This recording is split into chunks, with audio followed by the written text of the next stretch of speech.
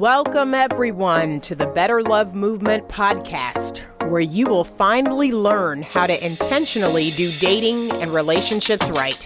My name is Anita Stoudemire, and I'm a licensed professional therapist and your personal love mentor.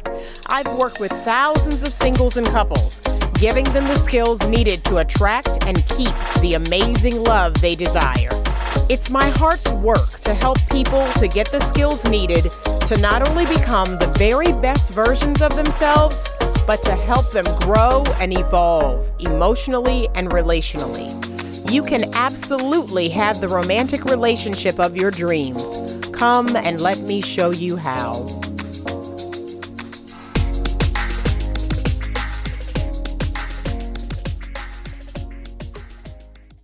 Welcome, everyone. Welcome. And thank you for joining me today on the Better Love Movement podcast. So this is Man Crush Month, the month of January, where I will be interviewing men who are coaches, who are authors, who are podcast hosts, who have social media platforms, and they discuss things in the dating and relationship arena. So ladies, this month, we are listening to the guys. We are paying attention to what they want to talk about and what they want to express to us about.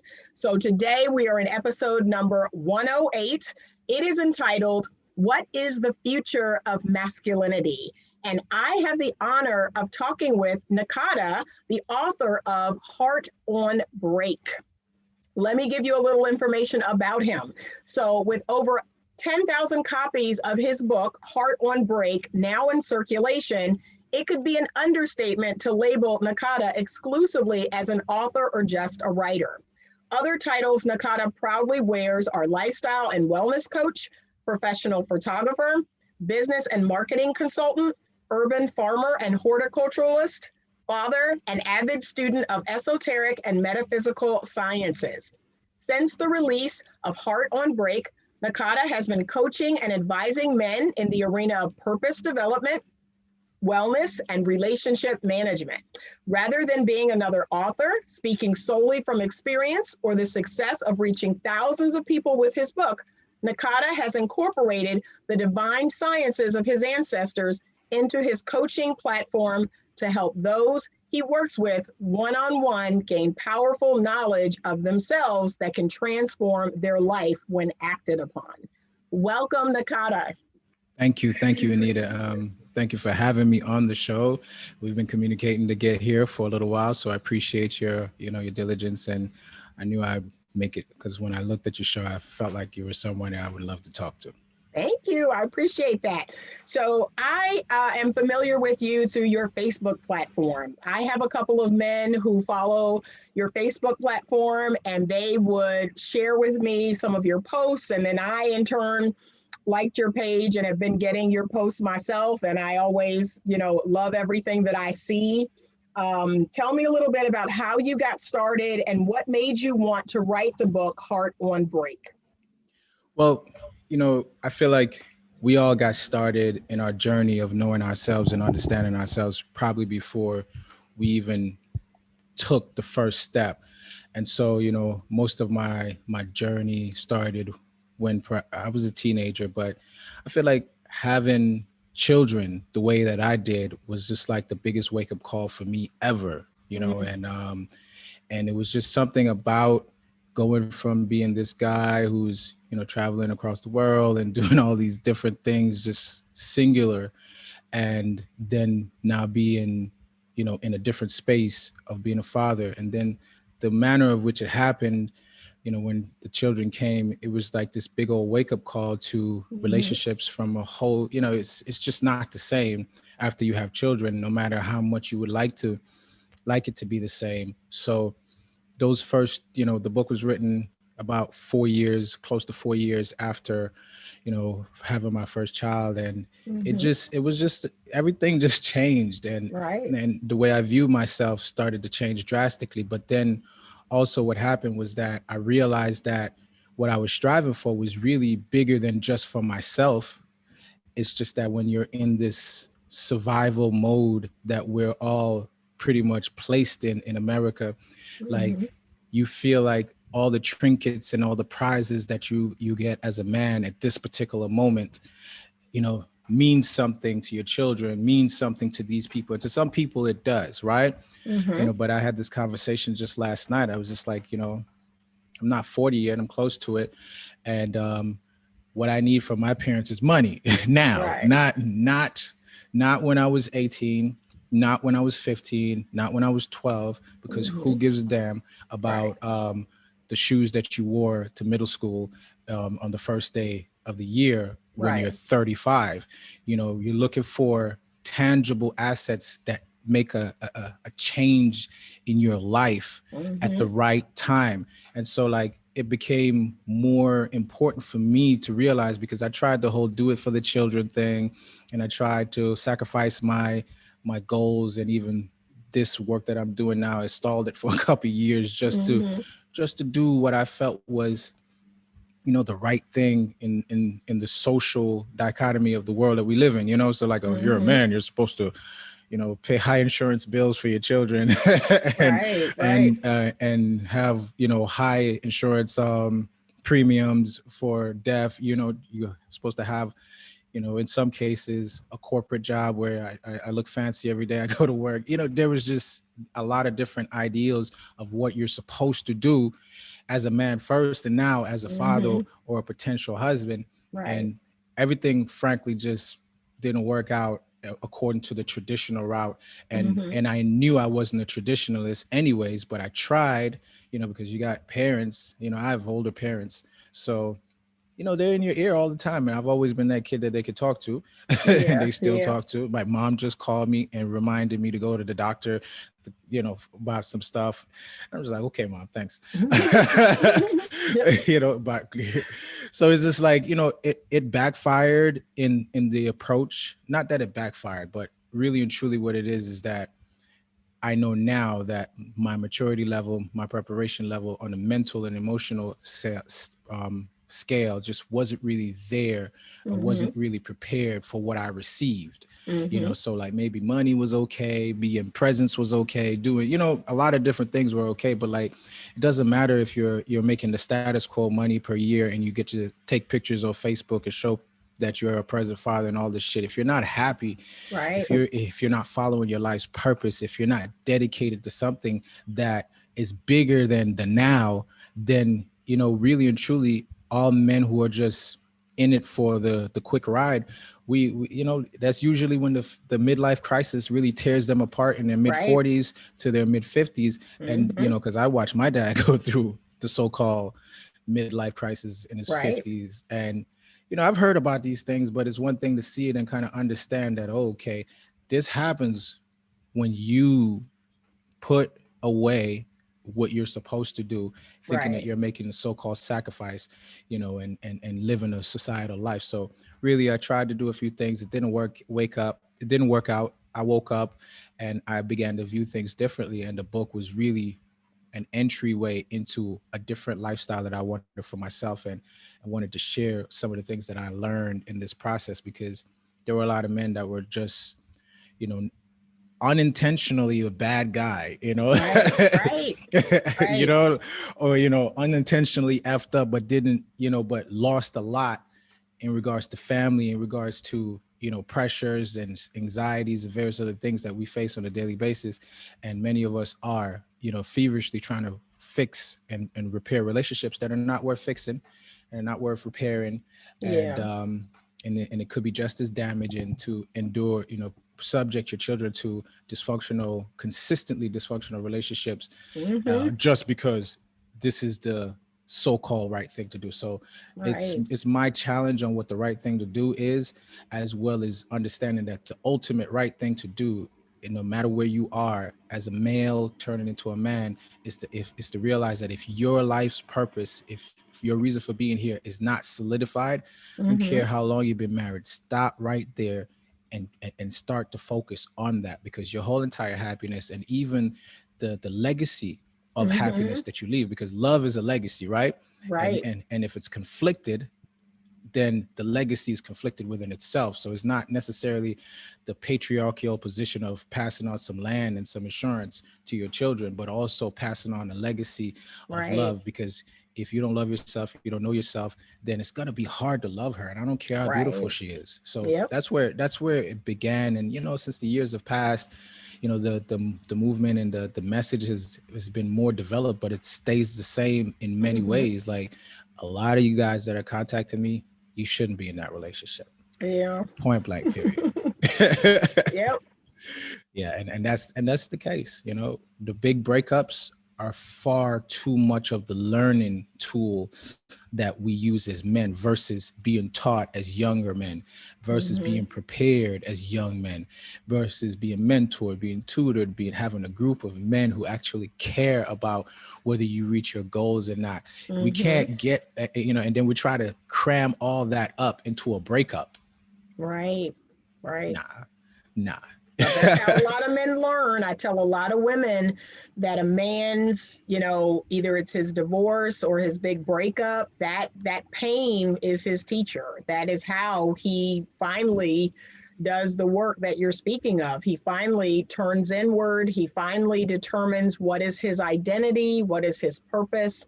I talk at length about that we can't go out until we go in. So Can't. that I love that message, that for sure, for sure. So let's talk a little bit more about your book, Heart on Break. So you wrote this book for men. What was your goal for men? What did you want them to take away from your book that they could use in their lives? I wanted them to take away a couple things actually, because sometimes I don't make a habit of reading my reviews on Amazon very much, because you know how that is. So, Mm-hmm. but there's like this one guy or somebody who gave me like a 1 or 2 star reading, and he was like, oh, this guy was a womanizer, and and it's not very useful for guys who didn't have a similar experience, and he's got children, and I wanted it to be multi-pronged, in the sense that, okay, it's for the guy who did have children Mm-hmm. and who was stupid, like literally you laid down with these women, and you just laid down with them, and children came. It wasn't a part of the Mm-hmm. plan, and you just accepted it and tried to go with it. Now, of course, there's no excuse for ignorance, right? But Mm-hmm. but a child or an offspring is a big change in your life. And a lot of Yep. us, when we had children, we're not prepared to be fathers, we're not prepared to be husbands, Right. and we're still growing in that process. And the whole growth of that thing inside of Mm-hmm. you, like, it's different. It's not the same as loving a woman, and so Yeah. so a lot of men who've had these baby mama drama things that I've experienced, feel dead, like, Mm-hmm. in the relationship department moving forward. So I come from like old school parents. So like one of the things that my dad would say, oh, it's over now. Yeah. When I had my second kid, he was like, oh, it's Right. over now. You're a Yeah. slave to 2 children and 2 women. Mm. Mm. And sometimes a lot of us feel that way, even if we don't Yeah. accept it as, I'm like that. Like, and then my stepmom would say the same, a similar rhetoric. And I was like, Mm-hmm. it was okay to listen to maybe in the first 2 years of having children, but like 5 years later, 6 years later, 8 years later, nah, dad, like, this is a whole different freaking world. Like, what the hell are you Yeah. talking about? Like, you had a child before you got married. Like let's stop the crap. And Yeah. so it's this idea that I want to show, and I want to say to a lot of men, is like, okay, one guy hit me up and he told me he had 7 children with Wow. five different women, Wow. and he was only 27. Wow. and and I was like, wow, Yeah. wow, like, Yeah. wow, like, this could have been me. Yeah. Yeah. Like, and I know some men, like the reason I mentioned the review was that some men would be like, oh, I've never really attracted so many women that wanted to sleep with me or be in that position. So they're like, they don't understand what that's like. And some Right. guy, and some guys will look at, like, you're going to be made fun of or marginalized or patronized, or, people are going to have negative things to say about you as a Mm-hmm. person who has 5 children or 7 children with 5 different mothers. You're a stereotype. And what I wanted to Right. show a Right. lot of these men was like, no, you're not. You Mm-hmm. know what I'm saying? Because guess what? Most women are going to marry and have children for the same 20% of men. Right. Like that hierarchy of standards and natural selection, it does not change. Right. Right. The guys who are deemed, the those of us who are, over 6 feet tall, better Mm-hmm. than average looking and have Mm-hmm. certain talents, this is as natural as bees and birds Right. flying when That's there's pollination biological. season. Yep. Yeah, Yep. it's very biological. So Yep. now you're choosing to look at yourself from a social perspective, and the social perspective is saying that you ain't ish. And in some cases, you're not ish, not because you're not biologically superior, which you are. It's Mm-hmm. just that your mind, you know what I'm saying? Right. Your mind hasn't evolved beyond sex. And so, like, when a lot of these guys have been in these situations, it doesn't have to be that extreme case, 7 children, 5, different women. It Mm-hmm. could be something as 2, and just to Yeah. feel the stress and the pressure of that. And then what happens is these things, they will, if you have people who are not healed themselves and you're not Mm. healed yourself, they will take away. So there Yeah. was a time in my life where it was almost like I had 2 wives, essentially Yeah. speaking, because you're taking care of and you're going between the needs of both and various other things. And then you realize at some point that, if these people are not over you completely, Yep. that means they want to keep it just like that. They don't want you to Right. move on. And you, in many cases, the more involved you are in their intimate lives, the less likely you are to move on. Right.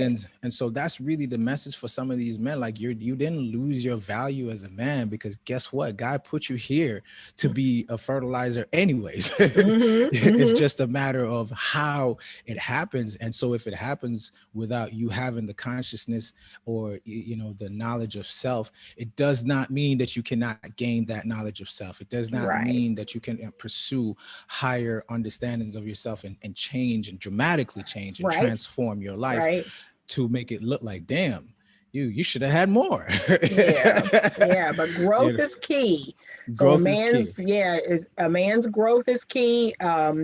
Him, you know, working on his identity. That's super important. I know a lot of men get validation from women. A lot of men Yes, who, they use sex and love as validation. And really, a yes, man, his work is to determine what is his worth outside of that. absolutely. Mm-hmm. And I felt like that was such an important thing, because if you grew up, let's say, you know, upper middle class or what have you, Mm-hmm. trust me, they didn't told you. As a matter of fact, I remember in college, a turning point was like sophomore year. My mom came and she was like, she just said this to me randomly. She's like, you don't have to accept everything that is offered to you. And I was like, what you mean? Right. And then she goes, you really have to think, Yeah. people get pregnant. And I was like, Yeah. I'm 19. I'm like, don't nobody get pregnant. Yeah. This is college is a sex fest. You know what I'm saying? Yeah. Like, why? So, I felt like it speaks to a lot of that demographic, but then it speaks to the other young men who were my age. I didn't have children till I was 28.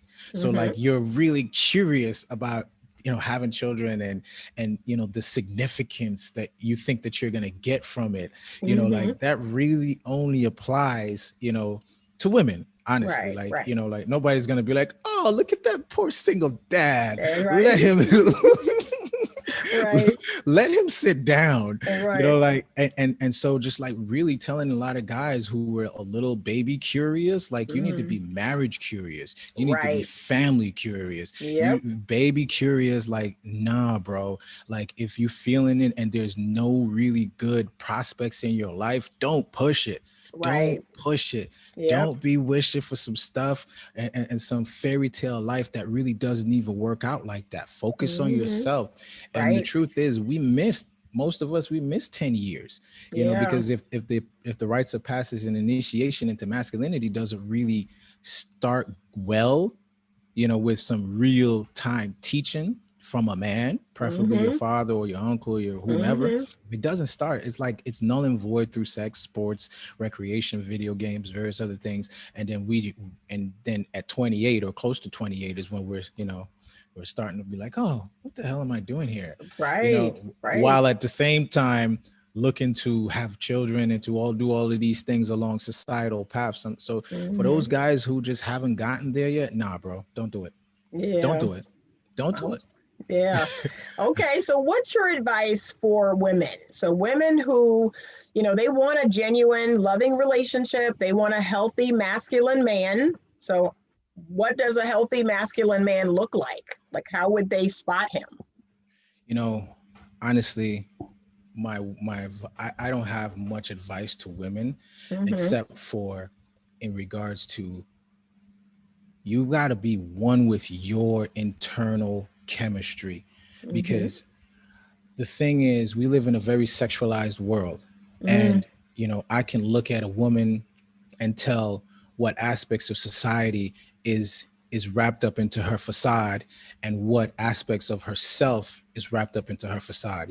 Some women mm, you go, oh, she's nice, and you're wrong, she's not nice. right. There's some women, she looks this and that and she does however this and that. So it's like, a woman, I do human design, and I'm not sure if you're familiar with it. It's like Mm-hmm. astrology, and it deals with the body and the energy centers inside of the body. And there's certain, our bodies are genetic, our genetic blueprints are Mm, constantly attracting and repelling what it mm, is that it's compatible with. And so mm. like This is if you look, interesting. Okay. absolutely, it is. It is. It's no different than a female in the animal kingdom, spraying certain pheromones and hormones and attracting the males that come from miles away to that smell. Wow. It's just different. We're doing the same thing. And if you Mm, understand how your body is reacting to a man's presence, sometimes it could be so strong that it overrides intelligence right. that we don't have much of in the first place. Right. Right. In regards to mating selection, because we don't know how to do that. So I feel Mm-hmm. as if the advice to women is like, you're a chooser, baby. Yeah. You're a chooser. Like you're going to have to learn the varying pedigrees of men a little bit better, because Mm, if your concept on how to choose is largely based on society's hierarchical rating system. Okay, he's a 7 because this, that, and that. If he's a mm, 7 and an 8 on your list, and a lot of that has to do with his job right. and his friendship, or his, Right. the friendships that he has, or his notoriety, his Mm-hmm. status per se, because Mm-hmm. that's Mm-hmm. important, right? So Right. if he's elevated to a 7 merely because of these things, and that's why you're choosing, because then you have to realize that there's going to be some backlash, or there's some some drawbacks to that. Like, I'm a dreamer, I'm an entrepreneur, and Mm-hmm. I've been that for many years. So the backlash is that entrepreneurship is not always easy. Yeah, Right. we Right. yeah, we might be making a whole bunch of money, but we got to pay the bills too. Yep. Like, there's nobody cutting the check for us. So Right. can you deal with that? Some women are, they prefer to deal with the man who brings home the check every 2 weeks, is less coming out of it. And Right. like, you just got to know yourself as a woman and understand what your natural selection is. And that's Mm, so key. And which means that you got to, natural is something that most of us are no longer, by the terms of how we've been cultivated or socialized in society. So we're no longer natural. We don't eat natural. We don't dress right. natural. We don't do anything natural. But natural selection, it's it's like one of the last things that we have left. Mm-hmm. Mm-hmm. When you're attracted to somebody, attraction Right. is not a choice. Right. Right. Yeah, so I feel as if for women, when you hear the success stories always sound like this: I knew. Mm-hmm. They don't start with, well, I thought he was an asshole. Excuse Mm-hmm. me. And I just decided to give him a chance. And lo and behold, he wasn't. Okay. Okay. It usually doesn't. Like, women know. And Yeah. and and their ability to trust that factor, it's such a convoluted world. So it's really hard for many of them to even trust their own instinctual urges. And Mm-hmm. so I really feel it's just really hard. It's hard for Yeah. women. But It's I've hard. been working, that's a part of my work. My platform is all about bringing women back to their feminine energy and being dropped down in their body, trusting how they feel, trusting, like you said, that natural instinct that I believe a woman is hardwired with, but the Absolutely. culture has squeezed that out of us. The Absolutely. culture has rewarded women for being over in their masculine. Absolutely. They have. So I'm like, like Yeah. we I got think to come back. it's such a tough proposition for today's women, Yep. so when I hear the stories, I empathize with them. Mhm. I really do, because I do see that, you know, I I ask myself, as other than, being good looking, like, what the heck were these women thinking when I was Right. 19, 20, 22, 23? Like, I knew what they were thinking after a while, as my career started to shape up. But like, it was just hormones. Yeah. Yeah.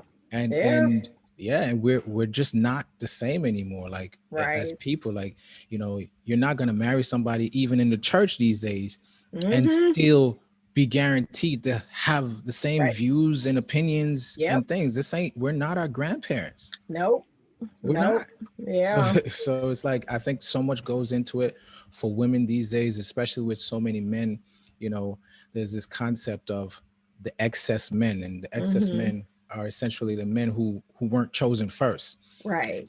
And if they don't have economic resources in the world, they're going to do things to get the attention of women Mm. specifically. So if that Yeah. means being a badass and being a thug and being a bad boy, if that leverages attention away from some of the so-called alphas and Right. the chosen men to give put enough on you, the excess men are going to do that. And Right. these guys are always in the shadows, working on the traumas and the various other things on women. So Yeah. it's a dirty game. It's a Yeah. dirty game, because most women essentially are not going to be okay with sharing one alpha male. Right, right, right. I agree. I agree. Well, I just want to take the time to say thank you, Nakada, for being on the show today. This is an interesting conversation.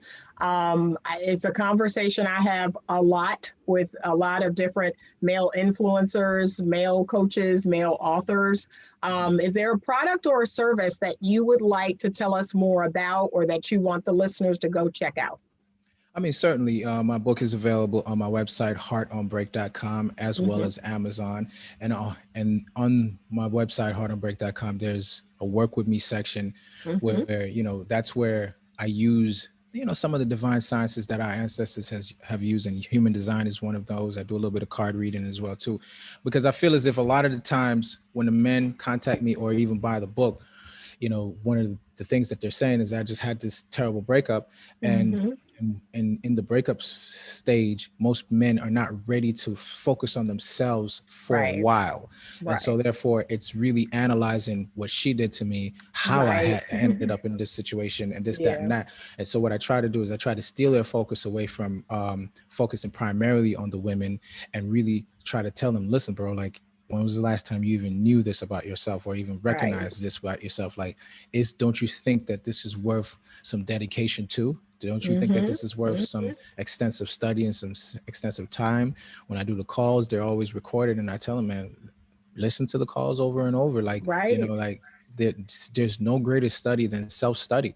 Right. In the Bible, it says, study to show thyself approved. I try to change it around. It says, study thyself to show Yes. thyself approved. And Yeah. that's really where it comes from. So I do a lot of work with the coaching, and I invite guys and women, because I do a lot of women work Hmm. in that arena, because the women are more open to, Yeah. various different, things that are not typical. So I like that aspect of it. So yeah, that's heartonbreak.com, and it's available on Amazon as well. My book, Heart on Break. Awesome. Awesome. I would love for you all to reach out to Nakada, check out his website. I am going to list all of the places you can find him as far as social media. I am most familiar with him on Facebook. He also has a Facebook group there. He has an Instagram platform. Any other platforms that you have that you want to share? Man, it's too much. I just do Instagram. I do Instagram and Facebook, and I keep it there. And on Instagram, it's I am Nakada. I am Nakada.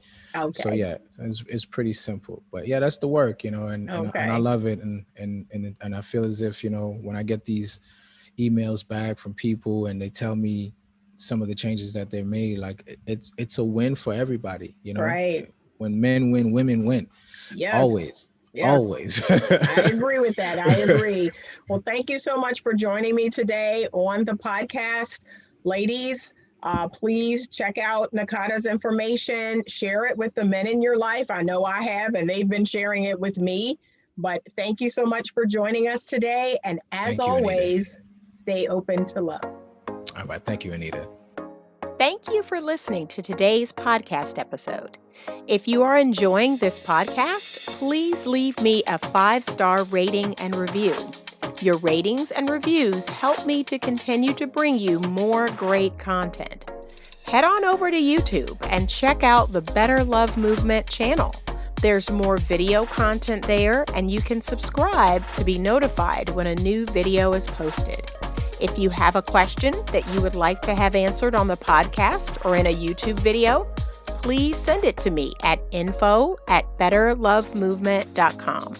You can also connect with me directly on the Magnify app to have your dating and relationship questions answered.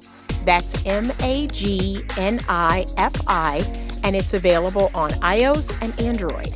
You get your first 5 minutes for free. So give me a call and let's chat.